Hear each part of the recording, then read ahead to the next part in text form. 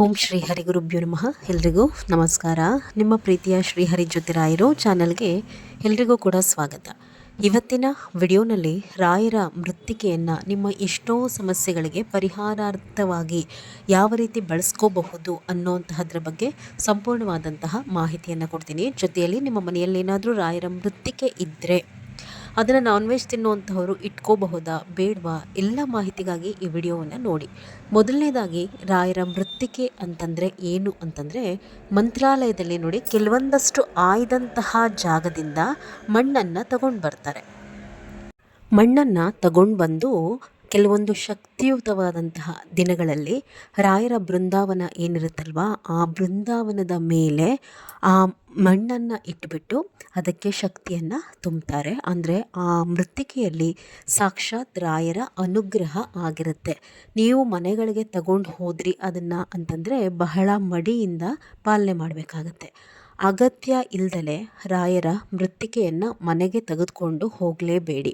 ಈಗೆಲ್ಲ ಕೆಲವೊಂದಷ್ಟು ವಿಡಿಯೋಸಲ್ಲಿ ಮಂತ್ರಾಲಯಕ್ಕೆ ಹೋದರೆ ನೀವು ಏನನ್ನು ತೊಗೊಂಡು ಬರಬೇಕು, ಅದನ್ನು ತನ್ನಿ, ಇದನ್ನು ತನ್ನಿ, ಜೊತೆಯಲ್ಲಿ ಮೃತ್ತಿಕೆ ತನ್ನಿ ಅಂತ ಕೂಡ ಹೇಳ್ಕೊಡ್ತಾರೆ. ಅಗತ್ಯ ಇಲ್ದಲೆ ರಾಯರ ಮೃತ್ತಿಕೆಯನ್ನು ತೆಗೆದುಕೊಂಡು ಬರಲಿಕ್ಕೆ ಹೋಗಬೇಡಿ.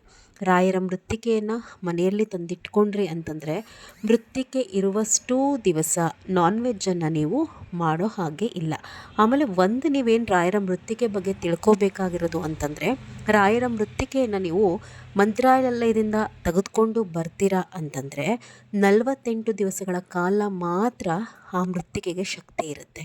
ತದನಂತರ ನೀವು ಅದನ್ನು ತೆಗೆದುಕೊಂಡ್ರೂ ಒಂದೇ, ಬಿಟ್ಟರು ಒಂದೇ. ಯಾರೆಲ್ಲ ತಗೊಂಡು ಬರಬಹುದು ಈ ಮೃತ್ತಿಕೆಯನ್ನು ಅಂತಂದರೆ, ನೋಡಿ, ಯಾರಿಗಾದರೂ ಮನೆಯಲ್ಲಿ ಮಾಟ ಮಂತ್ರಗಳಾಗಿರುತ್ತೆ, ತುಂಬ ತೊಂದರೆ ನಮ್ಮ ಮನೆಯಲ್ಲಿ ಈ ರೀತಿ ವಾಮಾಚಾರದಿಂದ ಅನ್ನೋವಂತಹವರು ತೆಗೆದುಕೊಂಡು ಬರಬಹುದು. ಅದರ ಜೊತೆಯಲ್ಲಿ ತುಂಬ ಏನಾದರೂ ಅನಾರೋಗ್ಯ, ದೀರ್ಘಕಾಲದ ಕಾಯಿಲೆಗಳಿಂದ ನರಳ್ತಾ ಇರ್ತಾರಲ್ವ ಅಂತಹವರು ಈ ರಾಯರ ಮೃತ್ತಿಕೆಯನ್ನು ನಿಮ್ಮ ಆರೋಗ್ಯಕ್ಕಾಗಿ ತೆಗೆದುಕೊಳ್ಬಹುದು. ರಾಯರ ಮೃತ್ತಿಕೆಯನ್ನು ನೀವೇ ಮಂತ್ರಾಲಯಕ್ಕೆ ಹೋಗಿ ತೆಗೆದುಕೊಂಡು ಬನ್ನಿ. ರಾಯರ ದರ್ಶನ ಆದಾಗೂ ಕೂಡ ಆಗುತ್ತೆ. ಜೊತೆಯಲ್ಲಿ ನೀವೇ ನಿಮ್ಮ ಕೈಯಾರೆ ಮಡಿಯಿಂದ ಆ ಮೃತ್ತಿಕೆಯನ್ನು ತೆಗೆದುಕೊಂಡು ಬಂದ ಹಾಗೆ ಆಗತ್ತೆ. ಎಲ್ಲಿ ಸಿಗುತ್ತೆ ಅಲ್ಲಿ ಅಂತಂದರೆ, ರಾಯರ ಬೃಂದಾವನ ಏನಿದೆ ಅಲ್ವಾ, ಆ ಬೃಂದಾವನದ ಜಾಗ ಏನಿದೆ ಅಲ್ಲಿಂದ ಸ್ವಲ್ಪ ದೂರದಲ್ಲಿ ವೆಂಕಟೇಶ್ವರ ಸ್ವಾಮಿಯ ದೇವಸ್ಥಾನ ಇದೆ. ಯಾರಾದರೂ ಕೇಳಿದ್ರೆ ಹೇಳ್ತಾರೆ.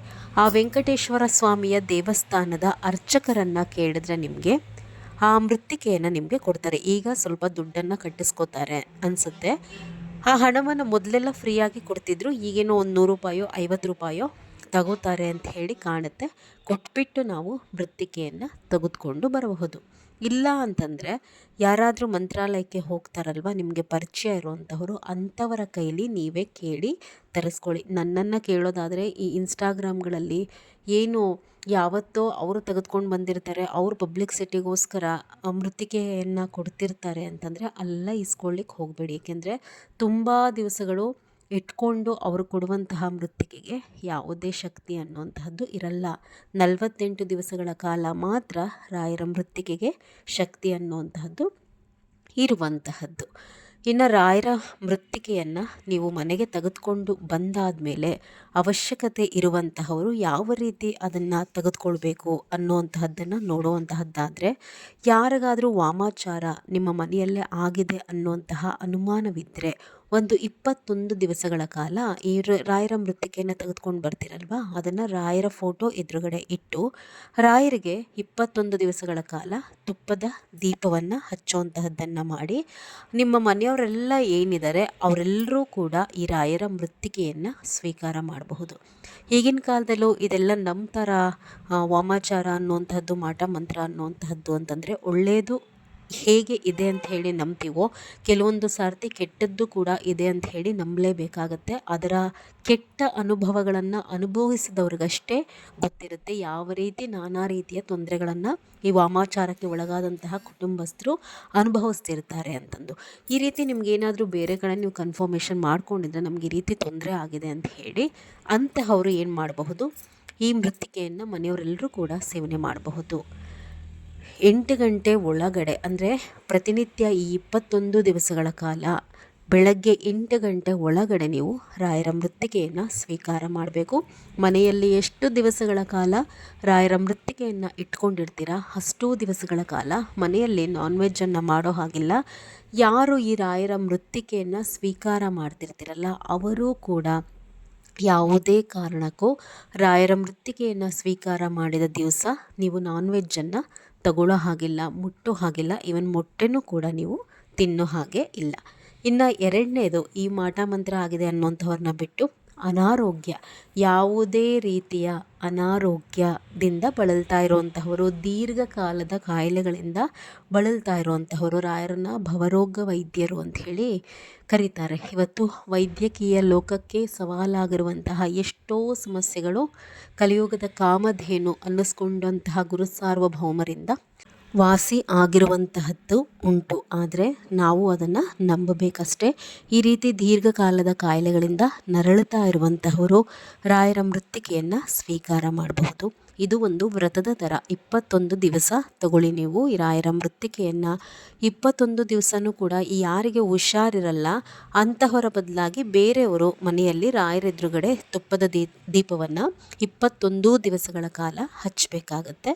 ಈ ಮೃತ್ತಿಕೆಯನ್ನು ನೀವು ಯಾವ ರೀತಿ ಸೇವನೆ ಮಾಡಬೇಕು ಅಂತಂದರೆ, ರಾಯರ ಎದುರುಗಡೆ ತುಪ್ಪದ ದೀಪ ಹಚ್ಚುವಾಗ 1 ಲೋಟ ನೀರಿಗೆ 1 ಚಿಟಿಕೆ ಅಷ್ಟು ರಾಯರ ಮೃತ್ತಿಕೆಯನ್ನು ಹಾಕ್ಕೊಂಡು 1 ಎಲೆ ತುಳಸಿಯನ್ನು ಹಾಕ್ಕೊಂಡು ಅದನ್ನು ರಾಯರಿಗೆ ನಮಸ್ಕಾರ ಮಾಡಿ ಕುಡಿಯುವಂತಹದ್ದನ್ನು ಮಾಡಬೇಕಾಗತ್ತೆ. ನಾನು ನಿಮಗೆ ಆಗಲೇ ಹೇಳಿದೆ, ರಾಯರ ಮೃತ್ತಿಕೆಯನ್ನು ಯಾರು ಸ್ವೀಕಾರ ಮಾಡ್ತೀರಾ ಅಂತಹವರು ನಾನ್ ವೆಜ್ ತಿನ್ನೋ ಹಾಗೆ ಇಲ್ಲ, ನೀವು ತಗೊಳ್ಳೋ ಅಷ್ಟು ದಿವಸನೂ.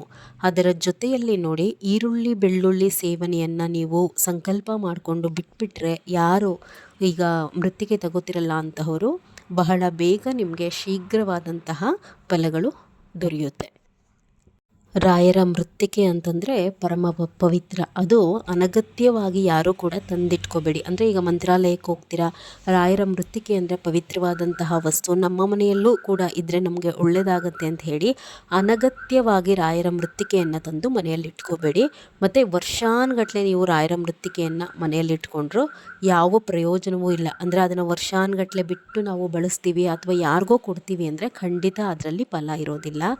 ಯಾರಿಗೆ ತೊಂದರೆ ಇರುತ್ತೆ ಅಂತಹವರು ನೇರವಾಗಿ ಹೋಗಿ ರಾಯರ ಮೃತ್ತಿಕೆಯನ್ನು, ಅಂದರೆ ರಾಯರ ಹತ್ರ ಮೊದಲು ಸಂಕಲ್ಪ ಮಾಡಿಕೊಂಡು ಬೃಂದಾವನದ ಹತ್ರ ಕೇಳಿಕೊಂಡು, ನಮಗೆ ಈ ರೀತಿ ತೊಂದರೆ ಇದೆ, ಈ ಮೃತ್ತಿಕೆಯನ್ನು ನಾವು ಈ ರೀತಿ ತಗೋತೀವಿ ಅಂತ ಹೇಳಿ ರಾಯರ ಹತ್ರ ಎಲ್ಲ ಹೇಳಿಕೊಂಡು ನಿಮ್ಮ ಕೈಯಾರೆ ನೀವೇ ತಂದು ಮೃತ್ತಿಕೆಯನ್ನು ಬಳಸಿದಾಗ ಅದರ ಫಲಗಳು ಹೆಚ್ಚು. ತುಂಬ ಏನಾದರೂ ಅನಾರೋಗ್ಯ ಇರುವಂತಹವರು ಗೊತ್ತಿರೋರ ಕೈಲಿ ತರಿಸ್ಕೊಂಡು ಸೇವನೆಯನ್ನು ಮಾಡಿ. ಅನಗತ್ಯವಾಗಿ ಯಾರೂ ಕೂಡ ಮನೆಯಲ್ಲಿ ಇಟ್ಕೊಳ್ಳಿಕ್ಕೆ ಹೋಗಬೇಡಿ. ಎಸ್ಪೆಷಲಿ ಯಾರು ನಾನ್ ವೆಜ್ಜನ್ನು ಮನೆಯಲ್ಲಿ ಮಾಡ್ತಿರಲ್ವ ಅಂತಹವರು ನಿಮಗೆ ಅಗತ್ಯ ಇಲ್ಲದೇ ಮೃತ್ತಿಕೆಯನ್ನು ಇಟ್ಕೊಳ್ಳಿಕ್ಕೆ ಹೋಗಬೇಡಿ. ಹಾಗೂ ಕೂಡ ಇದ್ದರೆ, ತುಂಬ ಏನಾದರೂ ಹಳೇದು ಇಟ್ಕೊಂಡಿದ್ರೆ ಅದನ್ನು 1 ಲೋಟ ನೀರಿಗೆ ಕಲಿಸ್ಬಿಟ್ಟು ನಿಮ್ಮ ತುಳಸಿ ಗಿಡ ಏನಿದೆಯಲ್ವಾ, ಅಂದರೆ ತುಂಬ ಏನಾದರೂ ಹಳೆ ಮೃತ್ತಿಕೆ ಇಟ್ಕೊಂಡಿದ್ರೆ ನೀರಲ್ಲಿ ಕಲಸಿ ತುಳಸಿ ಗಿಡಕ್ಕೆ ಅದನ್ನು ವಿಸರ್ಜನೆ ಮಾಡಿಬಿಡಿ, ಅಂದರೆ ಹಾಕಿಬಿಡಿ ತುಳಸಿ ಗಿಡಕ್ಕೆ. ಇದಿಷ್ಟು ಕೂಡ ರಾಯರ ಮೃತ್ತಿಕೆ ಬಗ್ಗೆ ವಿಚಾರಗಳು. ಇಷ್ಟ ಆಗಿದ್ದರೆ ಒಂದು ಲೈಕ್ ಮಾಡಿ. ಹೊಸದಾಗಿ ನೋಡ್ತಾ ಇರುವಂಥವರು ಚಾನಲನ್ನು ಸಬ್ಸ್ಕ್ರೈಬ್ ಮಾಡ್ಕೊಳ್ಳಿ. ರಾಯರಿಗೆ ಸಂಬಂಧಪಟ್ಟಂಥ ಇನ್ನೂ ಉತ್ತಮ